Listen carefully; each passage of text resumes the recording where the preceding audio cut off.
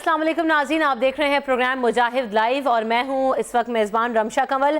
मुजाहिद साहब आपके साथ रोज़ाना इस वक्त मौजूद होते हैं, लेकिन इस वक्त वो यूएसए में मौजूद हैं, इलेक्शन कवरेज के लिए वहां पर पहुंचे थे। जल्दी आपको रिजॉइन करेंगे, मुजाहिद साहब इस प्रोग्राम में मौजूद होंगे।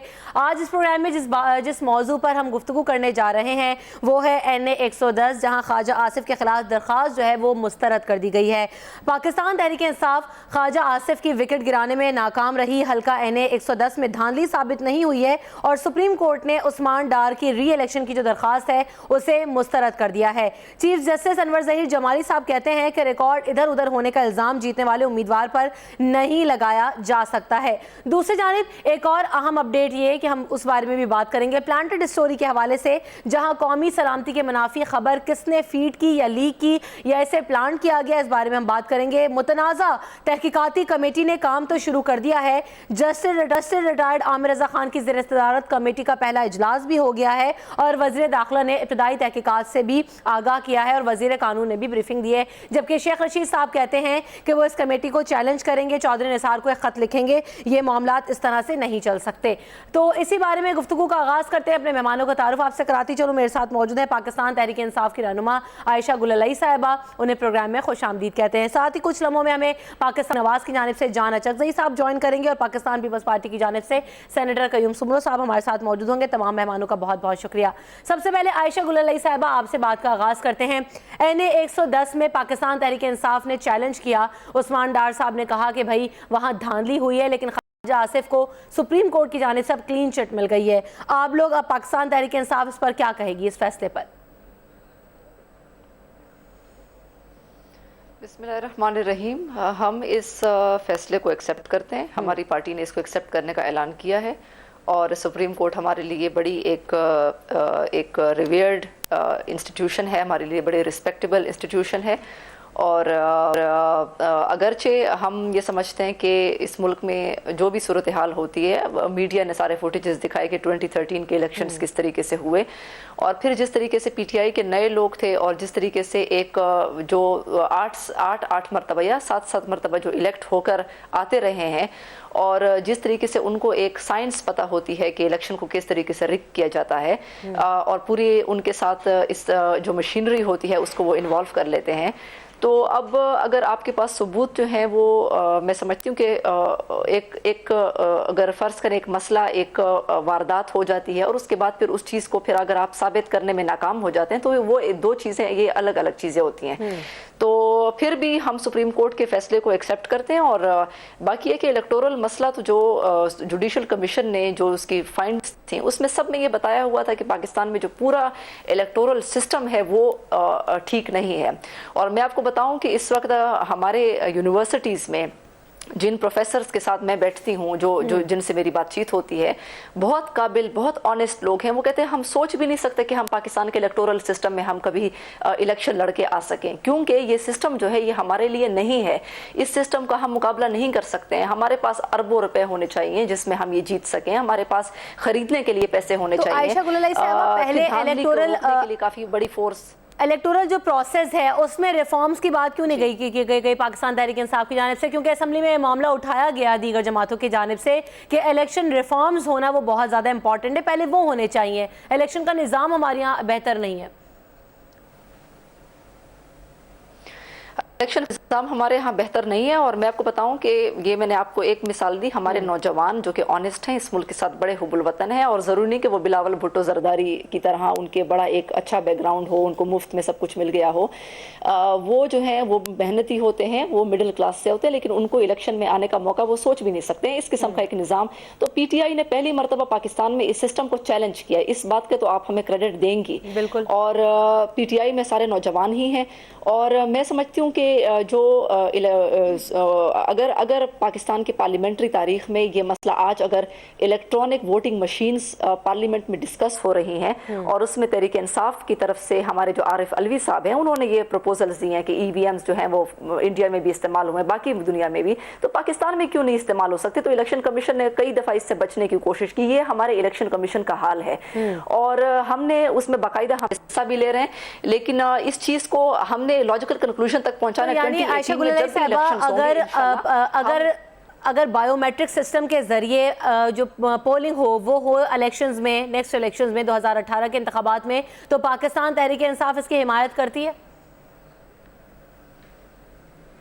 हमने ही तो बायोमेट्रिक सिस्टम का कहा है कि हम ये कन्वेंशनल सिस्टम जिस तरीके से पता ही नहीं चलता और आपकी जो प्रिजाइडिंग ऑफिसर्स हैं वो रातों रात बिक जाते हैं, सरकारी मुलाजमीन होते हैं, जाहिर है आप वो लोग कोई बाहर से तो आप इंपोर्ट नहीं कर सकते हैं कि न्यूट्रल लोग हों। पंजाब गवर्नमेंट जो है वो अपनी पंजाबी सरकारी जो असातिज़ा उनको डिप्लॉय करती है। हर सूबे में यही हाल होता है, डीपीओ वहीं का होता है, डिप्टी कमिश्नर आपके चीफ मिनिस्टर के अंडर होता है और निगरान सेटअप भी इस तरीके से बन जाते हैं कि वो भी आपस में मुक्का से ही बन जाते हैं। तो फिर उस सूरत हाल में बायोमेट्रिक सिस्टम पाकिस्तान के लिए बहुत जरूरी है और ये हमने ही प्रपोजल ये चीज दी है, क्योंकि जब तक आपका इलेक्टोरल सिस्टम ट्रांसपेरेंट नहीं होगा आप सोच भी नहीं सकते कि आपके असेंबलीज में कोई दयानतदार या अमानतदार या इस मुल्क से वफा रखने वाले लोग आएंगे, वो आपके मुल्क को ऐसे ही बेचेंगे। आप पार्लियामेंट की सुप्रीमेसी की बात की जाती है, खुद पार्लियामेंट का हिस्सा रही हूँ, मुझे एक दिन भी मुझे ये याद नहीं रहा कि वहां पे हमने स्पीचेस की हों, वहां पे हमने पाकिस्तान के हवाले से रिकमेंडेशंस प्रपोजल्स दी हों और गवर्नमेंट उस चीज को इंप्लीमेंट किया हो। कोई एक दिन, यानी वो डिबेटिंग क्लब तो हो सकता है, आप अच्छी से अच्छी स्पीच वहां पे कर लें, लेकिन जो प्रपोजल जो इस चीज के ऊपर आवाम की सड़कों के मसाइल हैं, आवाम के पीने के साफ पानी के मसाइल हैं, आवाम के स्कूलों के मसाइल हैं, हमारे 2.5 करोड़ बच्चे स्कूलों से बाहर हैं, वो खवातीन के मसाइल हैं, कोई चीज आप दहशतगर्दी के मसाइल हैं, गवर्नमेंट उसके ऊपर कोई सीरियसली पार्लियामेंट में एक्शन नहीं लेती। जब तक आप सड़कों के ऊपर ना जाए, जब तक आप धरना ना दे दें, गवर्नमेंट के ऊपर कोई असर नहीं होता। तो यानी पाकिस्तान तहरीक इंसाफ अगर सुप्रीम कोर्ट का फैसला आता है और उसका वेट तो आप लोग कर रहे हैं, लेकिन अगर मामला डिले हो, क्या पाकिस्तान तहरीक इंसाफ एक बार फिर सड़कों पर होगी या नहीं होगी? आयशा गुलल्लाई साहिबा से इसका जवाब मैं लूंगी after this break. Stay tune with अस।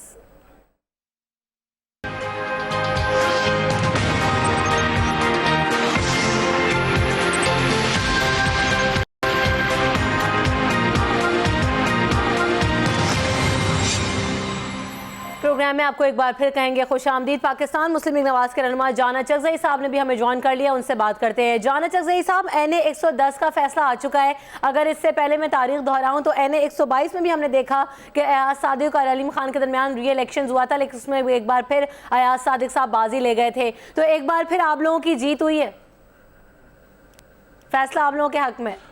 मैं समझता हूँ कि पहली बात हुई है कि लेट में अप्रिशिएट, पहली दफ़ा PTI ने ग्रेस दिखाया है, अगरचे इनका कल्चर ये नहीं है, लेकिन फिर भी उन्होंने रिजल्ट क्वेश्चन एक्सेप्ट किए हैं और तारीफ़ की जानी चाहिए जहाँ पे ये अच्छा काम करते हैं। लेकिन मैं ये भी कहूँगा कि अब इन्हें ये सीखना चाहिए कि वो इल्ज़ामात आइंदा ना लगाएं, हर शख्स की जो पकड़ी है वो ना उछालें, बल्कि कोर्ट में अपने केसेस की तैयारी करें, या वो जीत जाएंगे या हार जाएंगे।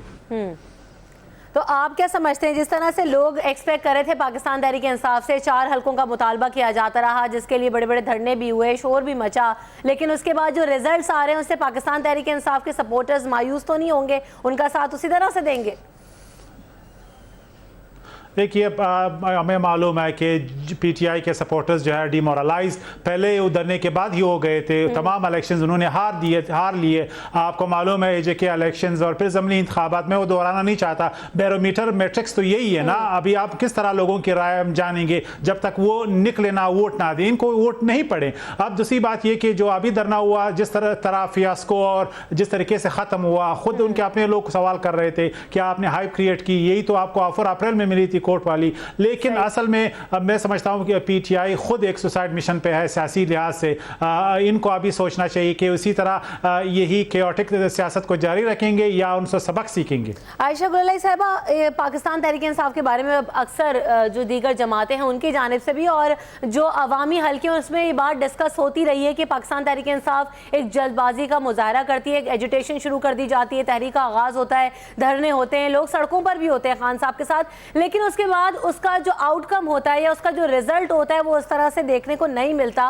और अभी अगर हलकों का हम डिस्कस कर रहे हैं तो दोनों जानिब जो दोनों फैसले अब तक आए हैं वो मुस्लिम लीग नवाज के हक में गए हैं। तो सपोर्टर आपका वो कहीं डिसअपॉइंटेड तो नहीं है कि इतनी मेहनत करते हैं लेकिन रिजल्ट उनको उस तरह से नहीं मिलते? रमशा, आपको पता है कि मैंने आपको बताया कि आपके मीडिया ने ही वो 2013 में जो फुटेज, जो केओटिक इलेक्शन था, और मैंने आपको पहले ही सारी तफसील बताई कि पाकिस्तान में इलेक्शंस किस तरीके से होते हैं, जिसकी वजह से ईमानदार लोग, पढ़े लिखे लोग जो हैं वो इस इलेक्शन का ऑप्शन ही वो उससे दूर भागते हैं। तो लेकिन चले तो अब चेक होने के बाद तो फैसला आ गया ना सुप्रीम कोर्ट की जानिब से, जिसे आप मान भी रही हैं।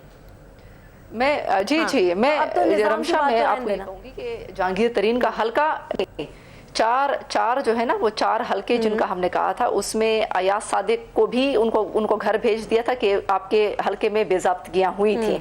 और बेज़ाब्तगियां तो बड़ा सॉफ्ट वर्ड है, असल में तो ये धांधली ही होती है, क्योंकि जब आपके आईडी कार्ड्स के ऊपर जो है वो लोगों के आईडी कार्ड्स नहीं होते और उनका वोट जो है वो कास्ट हो जाता है, या फिर जो है वो किसी और हल्के के लोग आपके हल्के में वोट डाल के सिर्फ काउंटिंग आप कर देते हैं, तो ये तो धांधली हुई, सॉफ्ट वर्ड में फिर आप उसको बेज़ाब्तगियां कह देते हैं। लेकिन चले री-इलेक्शन में तो फिर एक बार फिर अयाज सादिक साहब कामयाब हो गए ना। जो है जहांगीर तरीन वो बहुत कम मार्जिन से हुए, और वो जो है अलीम खान थे और उस वक्त इमरान खान थे। तो ये बड़ा एक ज़मीन आसमान का फ़र्क है।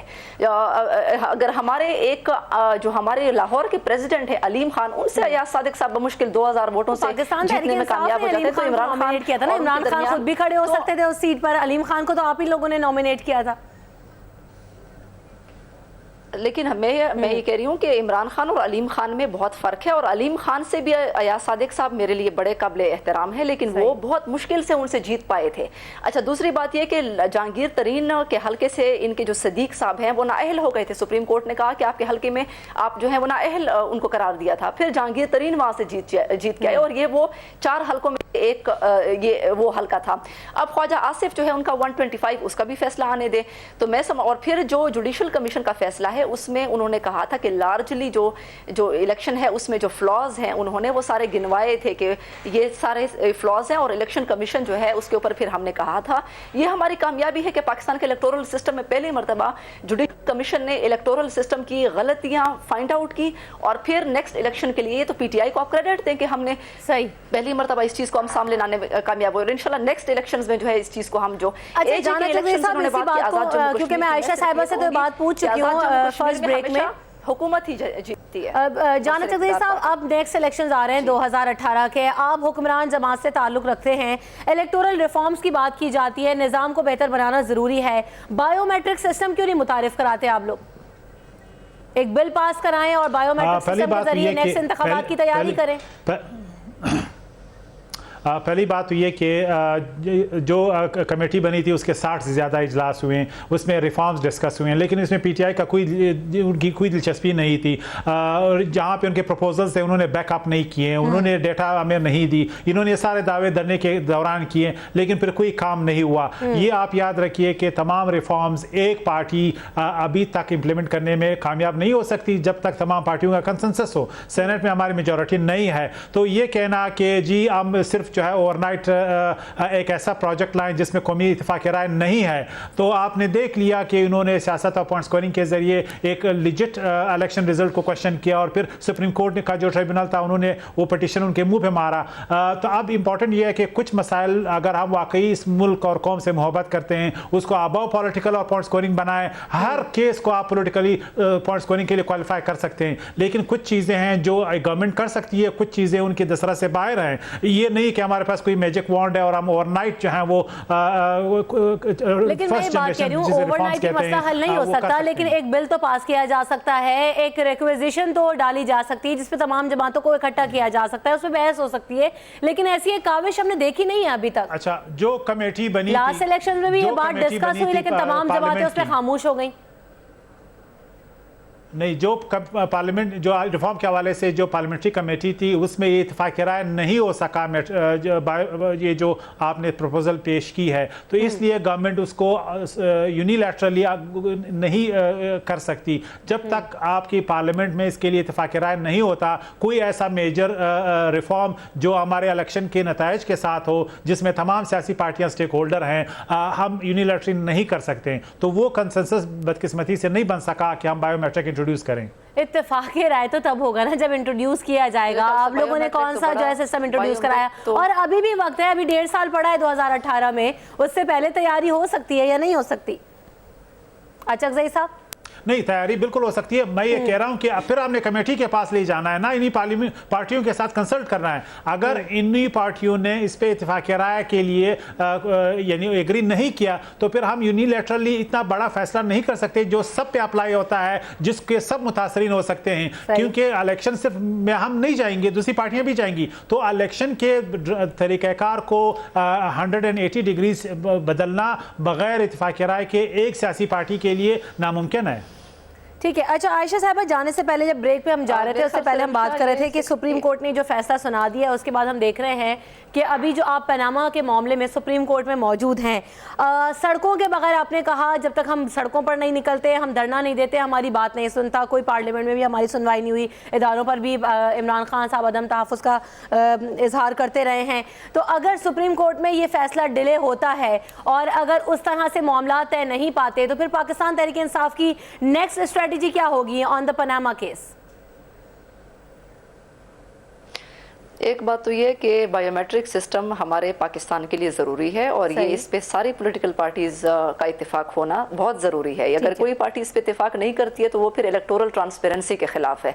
और पाकिस्तान 69 साल उसको अभी हो गए हैं इंडिपेंडेंस को। अब तो कम से कम हमें होश आना चाहिए कि इस मुल्क को हम एक सही डेमोक्रेसी की तरफ लेके जाएं। वो एक शैम किस्म की जो डेमोक्रेसी होती है वो अभी वो वक्त आ गया कि उसको जो है उस सिस्टम को ख़त्म करें।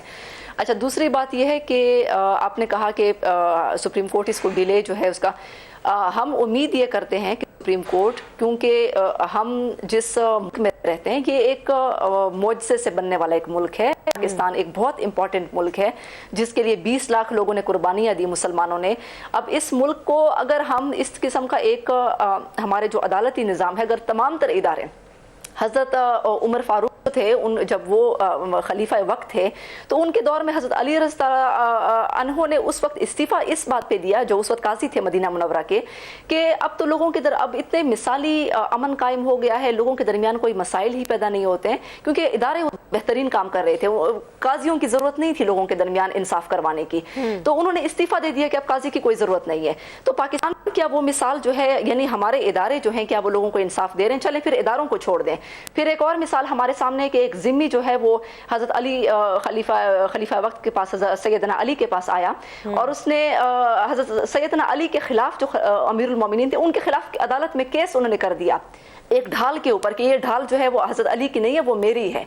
तो अदालत ने वो केस जो है वो जिम्मी जीत गया जो कि गैर मुस्लिम था। तो खलीफा वक्त जो है वो हार गए। तो हमारी अदालतें जो हैं, मेरे ख्याल से वो तमाम तर प्रेसिडेंट्स हमारे सामने हैं और अदालतों का काम जो है वो इंसाफ करना होता है। जब आपके इदारे सारे फेल हो जाएं, जब आवाम सड़कों के ऊपर इतनी बड़ी तादाद में आ जाएं कि वो फिर इंसाफ जो है उनके पास कोई इदारा इंसाफ के लिए उनके पास जाने के लिए ना हो, तो फिर हमारी अदालत सुप्रीम कोर्ट ही है जिसके लिए हम इंसाफ की तवक्को कर सकते हैं। सुप्रीम कोर्ट जो भी फैसला सुनाएंगे पनामा के मामले पर, पाकिस्तान तहरीक इंसाफ उसे कबूल करेगी? बिल्कुल हम उसको कबूल करेंगे। सुप्रीम कोर्ट हमारे लिए बहुत रिस्पेक्टेबल इदारा है। हम वो पार्टी नहीं है कि अगर 1999 में हमारे खिलाफ कोई फैसला आ गया हो या नवाज शरीफ साहब या किसी और के करप्शन के केसेस पे सुप्रीम कोर्ट ने कोई फैसला सुनाना था तो फिर हमने सुप्रीम कोर्ट के ऊपर अटैक कर दिया या उसको मानने से इनकार कर दिया। सुप्रीम कोर्ट वो इदारा है जिसको हमने रिस्पेक्ट करना है और सुप्रीम कोर्ट को भी इंशाल्लाह ये दिखाना है कि पाकिस्तान के अवाम जो हैं, जो कि आज गरीब हैं, जो कि आज पिसे हुए हैं, जिनके पास पीने का साफ पानी तक नहीं है, जिनके पास स्कूल नहीं है, जिनके पास रोजगार नहीं है और जिनका सारा टैक्स का पैसा लूट कर जो है वो हुक्मरान, क्योंकि आपको पता है कि जो मैं छोटी सी मिसाल देती हूँ, एक टोल प्लाजे की मैं मिसाल देती हूँ। टोल प्लाजे पे जो है वो एक दिन में 180 रुपए टोल टैक्स होता है, अगले दिन जो है वो आपको 280 रुपए देना पड़ता है। इस रफ्तार से जब आपके टैक्सेस गरीब आवाम देते हैं और फिर उस टैक्स का पैसा आपका पता भी नहीं चलता कि वो टैक्स का पैसा आया आपके हुक्मरानों की जेब में चला गया है, उनके फ्लैट्स बन गए हैं, उनके जद्दा में स्टील मिलें बन गई हैं। तो ये और फिर उसके बाद यानी उसका कोई आप वो पैसा आवाम के ऊपर लगता ही है। तो फिर आवाम जो है सुप्रीम कोर्ट से ये एक्सपेक्ट करती है कि हमारी गुर्बत के जिम्मेदार जो है वो करप्शन ही है। तो करप्शन का ये वक्त आ गया है कि हमारे जो सुप्रीम कोर्ट है वो उसके खिलाफ उसके बारे में एक ऐसा फैसला दे जो इंसाफ पे मबनी हो। बिल्कुल इंसाफ का तकाजा किया जाता रहा है सुप्रीम कोर्ट से। ये कि सुप्रीम कोर्ट जो फैसला सुनाएगी तो अब उसमें क्या जो है आने वाला वक्त ये तो बताएगा कि फैसला आया पाकिस्तान तहरीक इंसाफ के हक में होता है या फिर पाकिस्तान मुस्लिम लीग नवाज या वज़ीर आज़म के हक में होता है, तो आने वाला वक्त ही बताएगा। अब जनाब हम बात करते हैं कि कौमी सलामती के मुनाफी जो खबर है उसे लीक कर दिया गया और किसने फीड की। मुतनाज़ा तहकीकाती कमेटी बना दी गई है जो तहकीकात का आगाज़ कर चुकी है और आज कमेटी का पहला इजलास भी हुआ है। वज़ीर दाखिला ने इब्तदाई तहकीकात से आगाह भी किया उस कमेटी को। जाना चकजई साहब, आप क्या समझते हैं कि जो कमेटी है उस पर अदम एतमाद का इजहार किया जा रहा है दीगर जमातों की जानिब से भी और पॉइंट फिंगर भी उठाई जा रही है कि भाई जो आपने कमेटी बनाई है उस पर लोगों को अदम एतमाद है, तो आप क्या समझते हैं कि एक बार फिर एक मुतनाज़ा कमेटी का क़याम आपकी जानिब से हुआ है? रमशा, मैं सिर्फ 2 जुमलों में जो अभी डिबेट हुई है उस पर कमेंट करना चाहूँगा अगर आप इजाज़त दें। हज़रत उमर रज़ी अल्लाह ताला अन्हु के निज़ाम की बात की गई। मैं सिर्फ ये पूछना चाहूँगा कि KPK भी पाकिस्तान का हिस्सा है, वहाँ पे आपकी गवर्नमेंट है, आपको ने वहाँ पे क्या वही निज़ाम आप वहाँ पे लाने में कामयाब हो गए? हम तो नाकाम है अभी तक। लोग क्यों जो है अटक के उस तरफ नहीं जा रहे हैं KPK? क्योंकि वहाँ पर आपके बकौल वो निज़ाम जो आपका अभी जिक्र कर रहे हैं वहाँ पर आ जाना चाहिए था। तो ये अब आपको मालूम है कि अमली तौर पे ये बातें आप इसलिए नहीं कर रही कि आप सिर्फ पॉइंट स्कोरिंग के तौर पे आप ये बातें कर रही हैं। दूसरी बात ये कि माजी में इन्होंने जो भी कहा है उनके सबूत उनके पास नहीं थे। आज भी सुप्रीम कोर्ट के कंधे पे ये बंदूक चलाना चाहते हैं कि प्राइम मिनिस्टर को और गवर्नमेंट को घर भेजें। गांधी का जो स्लोगन था वो भी आपके सामने है। तो सीरियसली इन्हें जो है अपनी सियासत को रिव्यू करना है। ब्रेक यहाँ पर लेते हैं, ब्रेक के बाद जब वापस आएंगे तो कमेटी को मजीद भी डिस्कस करेंगे कि इस पर अदम एतमाद का इजहार किया जा रहा है और जिस तरह से बातें की जाती रही हैं तो फिर क्या कमेटी किस तरह से अपना काम करेगी। परवेज रशीद शेख रशीद साहब का भी आज बयान आ गया, उसको भी डिस्कस करेंगे after this break. Stay tuned with us. एक बार फिर प्रोग्राम में आपको खुशामदीद कहते हैं। जान अच्छा से हिसाब से गुफ्तगू कर रहे थे आयशा गुलल्लाई साहब। मैं चाहूँगी कि आप भी उस बात पर अपना कमेंट करें कि जिस तरह से कमेटी तो कायम कर दी गई है लेकिन वो भी मुतनाज़ा हो चुकी है उसके काम के आगाज़ से पहले ही। तो ये कमेटीज़ के साथ तो हमेशा से यही सिलसिला रहा है कि कमेटीज़ कायम की जाती रही हैं, उस पर डिस्कशंस होते हैं लेकिन फ़ैसले उस तरीके से नहीं आते। तो आप समझती हैं कि इस प्लांटेड स्टोरी पर फैसला आता अब आपको दिखाई देता है इस कमेटी के थ्रू?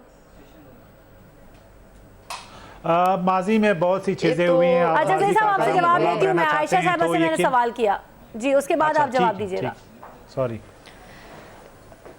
एक तो रमशा इंतहाई मुझे तो इंतहाई अफसोस होता है कि हमारी पाकिस्तान आर्मी जिस तरीके से ज़रब अज़्ब भी वो कर रही है, हमारे बॉर्डर्स पे वो जिस तरीके से वो उनकी कुर्बानियाँ हैं। हमारे फ़ौजी किसी के बेटे हैं, किसी के भाई हैं, वो जब वहाँ पे लड़ते हैं गर्मी सर्दी को ना देखते हुए और आपके मुल्क के लिए जब वो कुर्बानियाँ देते हैं और फिर आपके जो ऊपर से एक ऐसी एक खबर जो है वो लीक हो जाती है या ऐसी बातें जो की जाती हैं कि उनको आप डिट्रैक्ट करें, उनको आप जो है उनको आप बुरा भला एक किस्म की आप उनको कि कहें कि वो जो है हमारे शायद कि हमारे अपनी ही आर्मी के कुछ लोग जो हैं वो हाइड आउट्स वो सेंचुरीज प्रोवाइड कर रहे हैं मिलिटेंट्स को। तो ये वो लोग कहते हैं, वो लोग उनके दरमियान उनके अंदर जो फौजी हैं वो इंतहाई नफरत का इजहार करते हैं ऐसी सूरत हाल से। वो कहते हैं फिर हम मुल्क के लिए क्यों लड़ रहे हैं? अगर हम 20,000 रुपए में इस मुल्क के लिए हम अपनी जान कुर्बान कर रहे हैं तो हम ये 20,000 रुपए फिर आप अपने पास रखें। अगर आपको हमारी शहादत, हमारी कुर्बानियां, हमारी गर्मी सर्दी, हमारे माँ बाप से दूरी, हमारे घरों से दूरी, अगर वो इस बात पे अगर आप हमें फिर भी आप मुलामत करते हैं, हम पे इल्ज़ाम देते हैं तो हमारी कुर्बानियां किस? तो मैं इंतहाई इस बात पे मैं मुज़म्मत करती हूँ जिन लोगों ने भी इस चीज़ को किया है। पूरी पाकिस्तानी कौम अपनी आर्मी के साथ खड़ी है और ये तो आप वो ज़बान बोलते हैं जो कि इंडिया में जो एजेंसी बोलती है या जो अफगानिस्तान की जो है वो NDS बोलती है।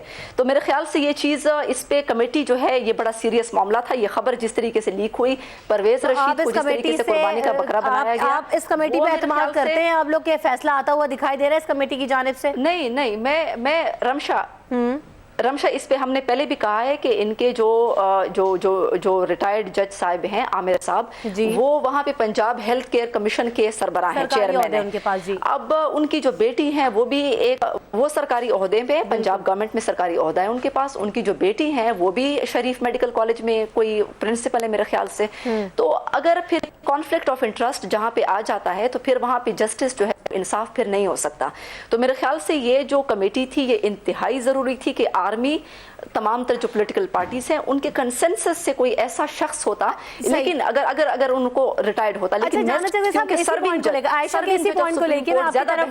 कि वो इसके ऊपर करते। रुकिएगा आयशा, क्योंकि आपने बड़ी इंपॉर्टेंट बात की है कि कंसेंसस की बात की जाती रही थी कि तमाम जमातों को एतमाद होगा उस शख्स के ऊपर। ये चौधरी निसार ने कहा था, सुप्रीम कोर्ट चौधरी निसार ने कहा था अपनी प्रेस कॉन्फ्रेंस में कि हम जिस कमेटी के सरबराह का नाम का ऐलान करेंगे उस पर तमाम लोगों को एतमाद होगा, तमाम जमातें उस पर मुत्तफिक होंगी, वो ऐसा नाम होगा। लेकिन जो नाम आया वो नाम कॉल होते ही मुतनाज़ा हो गया, उनके पास सरकारी ओहदे भी हैं, तो फिर ये बात तो सारी झूठ साबित हुई कि जो चौधरी निसार साहब करते रहे, जाना चौधरी साहब, दीगर जमातें उस पर एतराज़ उठा रही हैं, तो एक बार फिर उनसे मुशावरत नहीं हुई। इसका मतलब रमशा, पहली बात तो ये कि अगर आप पीटीआई की बात कर रहे हैं, उन्होंने तो उनकी ख्वाहिश हो या उनकी बस में चले तो प्राइम मिनिस्टर को फांसी पे लटकाएं। अभी खान साहब ने कहा कि हमारे कारकुनान तो नवाज शरीफ साहब को फांसी पे लटकाने आए थे, तो हम उनकी बातों को इसलिए सीरियस नहीं ले रहे हैं। गवर्नमेंट का ये डिस्क्रिशन है, हमारे एक सबऑर्डिनेट इंस्टीट्यूशन का सवाल नहीं है, ये पाकिस्तान का मौका, पाकिस्तान के नैरेटिव को अंडरमाइन करने की कोशिश की गई है, पाकिस्तानी हुकूमत पे, पाकिस्तानी रियासत पे ये हमला प्लांटेड स्टोरी के मामले को सीरियस ले रहे हैं पाकिस्तान मुस्लिम लीग नवाज वाले, क्योंकि जब जिस तरह से नामों का ऐलान होना था हमने देखा कि 3 दिन डिले कर दिया गया, फिर जो नाम आया वो भी मुतनाज़े हो गया, तो आप लोग इसे भी सीरियस लेते हुए दिखाई नहीं दे रहे, ऐसा ऑपोजिशन जमातें कहती हैं। इतना डिले किया गया मामले को, इंतहाई सेंसिटिव मामला। जब हम फिर एक ही तरीका रह जाएगा, हम इमरान खान को इसमें डाल दें, फिर ये तो क्रेडिबल हो जाएगा ना, ये तो आप नहीं कहेंगे ना। नहीं इमरान खान की तो मैं बात नहीं कर रही हूं, शेख रशीद साहब भी कह रहे हैं वो चौधरी निसार को खत लिखेंगे। अच्छा ठीक है, वो करते रहे, उन्होंने पानामा का केस अब उनका तकरीबन खत्म होने जा रहा है सुप्रीम कोर्ट में, अब इन्होंने पॉइंट स्कोरिंग करनी है, इसी नाम पे इन्होंने अपना दुकान सजाना है, ये इनका हक है, ये अपना नया दुकान खोल लें, लेकिन पाकिस्तान के अवाम ने अब इनको पहचान लिया है। लेकिन हुकूमत का डिस्क्रिशन है, जस्टिस साहब की एक क्रेडिबिलिटी है, वो माजी में ट्रैक रिकॉर्ड है, अगर उसकी बेटी किसी इंस्टीट्यूशन में वाइस चांसलर है तो वो इस वजह से नहीं है कि उसका बाप जस्टिस रहा है। अगर आप इधर बेटी है रमशा, आप में कोई कॉम्पिटेंसी होगी, कोई स्किल होगा, अपने बाप की वजह से या भाई की वजह से आप यहाँ नहीं बैठी है कि उनके पास सरकारी ओहदे हैं, एक इंतहाई अफसोस की उनके पास सरकारी ओहदे हैं, इसीलिए तो ये मामला मुतनाज़ हो गया ना। कोई सरकारी ओहदा नहीं, कोई सरकारी ओहदा नहीं है। आयशा साहब रुकिएगा, जाना चाहिए साहब, बात कंप्लीट कर लें फिर आप जरूर फरमाइए। मुझे रही ये बात कि इसमें रियासत पाकिस्तान, गवर्नमेंट ऑफ पाकिस्तान, पाकिस्तान के कंपोनेंट इदारे हैं, तमाम पे हमला हम तस्वर करते हैं, इसलिए हम चाहते हैं कि इसके प्रॉप तक हम पहुंच सके। बाकी ये कि अगर इनके पास सबूत है कि प्राइम मिनिस्टर ने लीक की है तो ये आप इसी तरह इनके सबूत है, माजी में भी उन्होंने दिए हैं, लेकिन जब कोर्ट की बात आ जाती है, सबूत की बात आ जाती है तो फिर वो कहते हैं हमारे पास तो नहीं। जो कमेटी बनी है वो मुतनाज़ है। आयशा साहबा जी देखिए, ठीक है, आगे आपका कमेंट। आयशा साहब आप क्या कहते हैं? गवर्नमेंट के देखिए रमशा, इंतहाई अफसोस की बात है। जाना चकजई साहब मेरे लिए बहुत काबिल एहतराम है, मेरे भाई हैं, लेकिन इन्होंने इस चीज़ को भी पीटीआई PMLN का रंग दे दिया। पीटीआई और PMLN किधर से आ गए?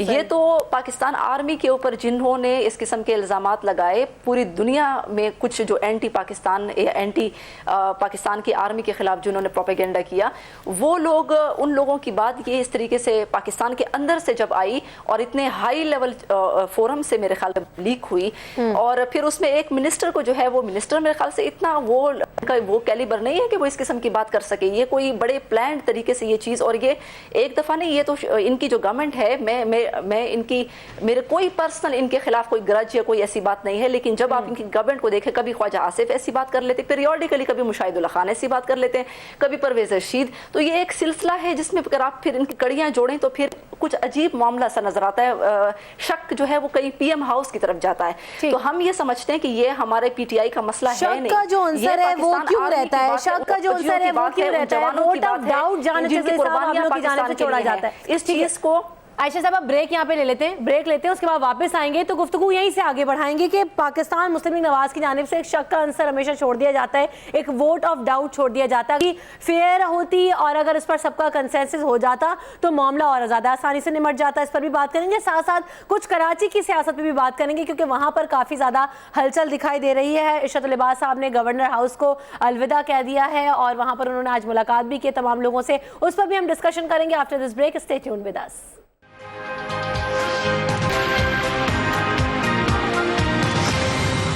Welcome back. कराची की सियासत में बात करेंगे। इशरत लिबास साहब तब्दील कर दिए गए हैं, जस्टिस सईदुज्जमान सिद्दीकी साहब को नया गवर्नर मुंतखब कर दिया गया है, जल्दी वो गवर्नर हाउस में होंगे। आज इशरत लिबास ने अलविदा कह दिया गवर्नर हाउस को। इस पर हम बात करेंगे कि आगे आने वाले दिनों में कराची की सियासत में क्या तब्दीली रोनुमा होने जा रही है। लेकिन सबसे पहले जानना चाहते साहब, इस बात का काइंडली जवाब दे दीजिएगा कि पाकिस्तान मुस्लिम लीग नवाज, चाहे वो कमेटी का मामला हो, चाहे हल्के खोलने का मामला हो, चाहे हम पनामा का मामला देखें, एक वोट ऑफ डाउट आप लोग छोड़ते हैं, एक डिले गेम, एक डिले टैक्टिक्स का हमेशा से आप लोगों की सियासत का आंसर रहा है आप लोगों की जानिब से। क्यों ऐसा करते हैं आप लोग? ये एक फतवा है, बेशक आप जारी कर सकती हैं, लेकिन मैं इसको सीरियस नहीं लेता। अच्छा रही है, हमारा डिस्क्रिप्शन है कि किसी भी कमेटी में हम ना इमरान खान को बिठाएंगे ना शेख रशीद को बिठाएंगे। सही। अच्छा, कराची की सियासत में आप क्या देख रहे हैं? अभी हलचल होने वाली है, कुछ डिफरेंसेस होंगे, चेंज होगा, जैसे गवर्नर साहब भी तब्दील कर दिए गए हैं अचानक से, तो क्या लगता है आपको? देखिए, कराची की सियासत में समझता हूँ कि काफ़ी हद तक इम्प्रूव हो गई है। अमन का जो सूरत हाल था वो अब काफ़ी बेहतर हुआ है। कराची में एक लेवल प्लेइंग फील्ड तमाम स्टेक होल्डर्स को अब मिल गया है कि वो खुल के खेल सकें। अब वो खौफ का आंसर नहीं रहा। माजी में जिस तरह मिलिटेंसी थी और एक पार्टी उसके के पीछे इंस्ट्रूमेंट के तौर पे काम कर रही थी, वो अब ख़त्म हो गया है। तो मैं समझता हूँ कि पाकिस्तान का जो शहरग है कराची अब बेहतर हालात देखेगा और इसकी सियासत भी मेच्योर होगी।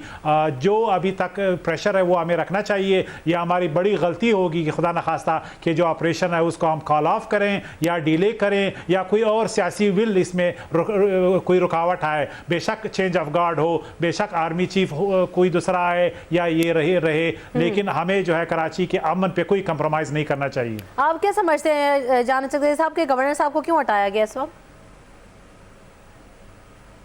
ये देखिए, पहली बात ये कि उनको जो अरसा ज़्यादा हो गया था, फेडरल गवर्नमेंट के वो नुमाइंदे हैं, लिहाजा नई हालात में अगर फेडरल गवर्नमेंट का ये जजमेंट है कि शायद कोई और शख्स जो है बेहतर तरीके से सिंध के मफादात सर्व कर सकते हैं, तो मैं समझता हूँ ये खुश आइंद है। लेकिन जो फंडामेंटल है वो चेंज हो गए हैं। जो फ़िज़ा थी खौफ की, यकीनन सिंध के गवर्नर साहब का कंट्रीब्यूशन है कराची में आज जो अमन अमान देख रहे हैं, उनकी एक शख्सियत है, बहुत कंट्रोवर्शियल है, बहुत से लोग को बातें करते हैं, लेकिन उनके मस्बत कंट्रीब्यूशन को ऑलवेज हाईलाइट किया जाएगा। सही। आयशा साहब, आप क्या समझती हैं कि इशरत लिबास साहब का तबादला या उनको तब्दील क्यों कर दिया गया? दूसरी जानिब ये कि अब सियासत में आप तब्दीली क्या देखेंगे? और पाकिस्तान पीपल्स पार्टी जो कि स्टेक होल्डर जमात है कराची में, उनसे इस बारे में कोई मुशावरत नहीं हुई? एमकेएम का गवर्नर हटा दिया गया, गवर्नर चेंज हो गया।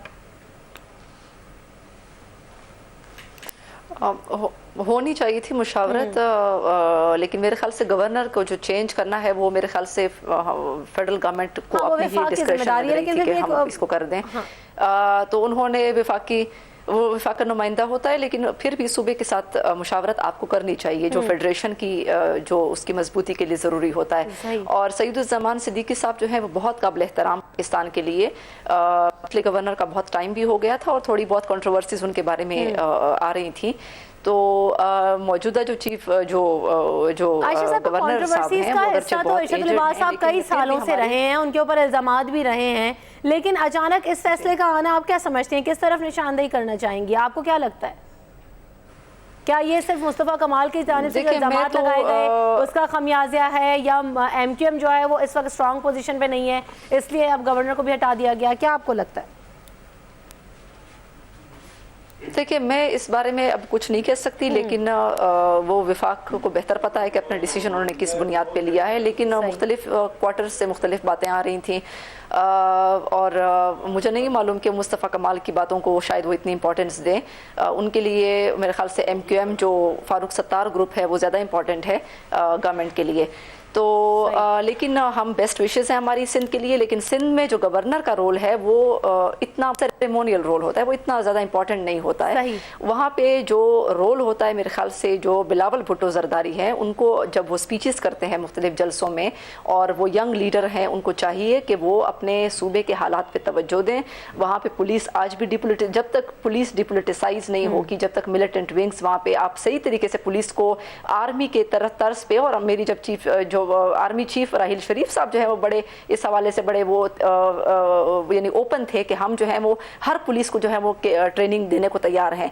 तो आर्मी से आप ट्रेनिंग करवा लें उनकी, लेकिन सबसे पहली बात है कि अपनी विल जो है वो आपकी जरूरी है कि हमने कोई भी चीज, चाहे वो पीपल्स पार्टी ही हमने देखा कि एमक्यूएम में इन्वॉल्व है, तो हमने सिंध को जो है वो पाक करना है ऐसी चीजों से। अच्छा ठीक है आयशा साहब, मैं एक सवाल और करना चाहूंगी कि कराची की सियासत में बड़ी रैपिडली तब्दीलियां आई हैं। एमक्यूएम ने -1 किया, जिसके बाद हमने देखा कि पीएसपी भी और ज़्यादा स्ट्रांगली अभी इस वक्त अपनी मुहिम चला रही है, वर्कर्स को रेगुलराइज कर रही है। तो पाकिस्तान तहरीक इंसाफ की जानिब से क्या कोई ऐसी मुहिम का आगाज़ होगा कि आप लोग भी कराची में अपनी जगह मजबूत कर सकें? और जिस तरह से कहा जाता रहा है कि पाकिस्तान तहरीक इंसाफ ने कराची वालों को इंगेज किया था, लेकिन अभी जो कारकुनान हैं वो थोड़े डिस्पर्स हो गए हैं, वो थोड़े डीमोरलाइज हो गए हैं कराची में, तो उनको गैदर करेगी पाकिस्तान तहरीक इंसाफ दोबारा?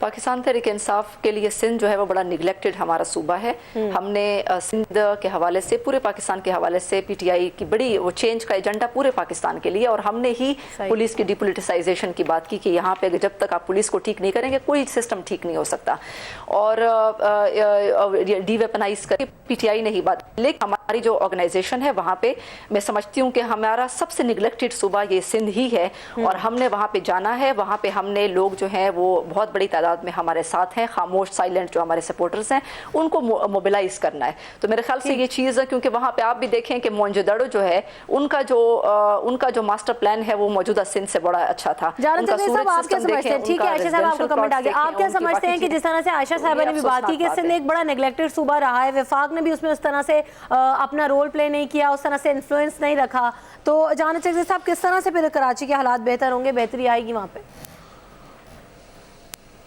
देखिए वफाक के दो रोल हो सकते हैं। एक तो ये कि उनका जो हिस्सा है ड्यू शेयर वो दें, और वफाक ने दिया है। फिर इसके बावजूद कि वहाँ पे stakeholder as such assembly में हमारी तकरीबन नुमाइंदगी ना होने के बराबर है, फिर भी प्राइम मिनिस्टर साहब ने 18 बिलियन का एक प्रोजेक्ट कराची में मास ट्रांजिट का शुरू किया है। हालांकि सियासी तौर पर उसका हमारा कोई माइलेज नहीं, लेकिन कराची से हमारे कमिटमेंट का ये इजहार करता है। पीपल्स पार्टी को अभी तक तकरीबन 500 से ज़्यादा बिलियन मिले हैं, लेकिन कराची में 1 अरब का मनसूबा ये नहीं बता सकते। दूसरी अहम बात यह कि इसी तरह रूरल सिंध का भी यही हाल है। तो 18वीं तरमीम के बाद जो उनके वसाइल, एनएफसी के 9th अवार्ड के बाद जो वसाइल सूबे को मिल रहे हैं वो बहुत ज़्यादा है, लेकिन जब तक वहाँ पे करप्शन कम नहीं होती, एफिशिएंट एडमिनिस्ट्रेशन और गवर्नेंस इंप्रूव नहीं होता, बदकिस्मती से सिंध करोनी वस्ता की तरह हमें ठीक है। बहुत शुक्रिया जाना चाहिए साहब। जब तक सूबों में करप्शन नहीं खत्म होगी, पाकिस्तान से करप्शन खत्म नहीं होगी, पाकिस्तान में और हमारे जो हालात हैं उसमें बेहतरी नहीं आ सकती। सबसे जो जहरीली बीमारी है करप्शन, हमें उसे खत्म करना होगा। बहुत शुक्रिया जान चकजई साहब, आप हमारे साथ मौजूद थे। आयशा गुललाई साहबा, आपने भी हमें टाइम दिया, आपका बहुत शुक्रिया। आपसे दोबारा मुलाकात होगी। अल्लाह हाफिज।